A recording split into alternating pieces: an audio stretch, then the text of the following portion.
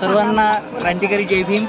ताईंनी मागच्या आठवड्यामध्ये व्हिडिओ शेअर केला होता की या दीक्षाभूमीची अवस्था वाईट आहे आणि आपल्या सर्व आंबेडकरी जनतेंना इथे येऊन सन्या श्रमदान करावे लागेल. त्यासाठी आम्ही अमरावतीहून इथं आलो. ताईचं मार्गदर्शन. जय भीम.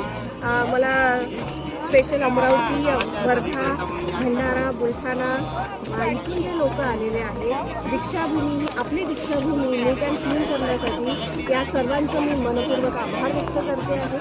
आणि याच पद्धतीने आपल्याला आपले डोळे कान हे खुले ठेवून दीक्षाभूमीला तशा पद्धतीने खूप चांगलं आपल्याला सजवता येईल.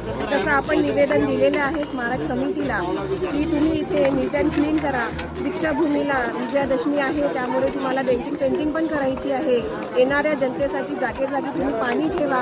येणाऱ्या जनतेसाठी तुम्ही जुते चप्पलचं स्टॉल लावा. आपण असं आवेदन दिलेलं आहे.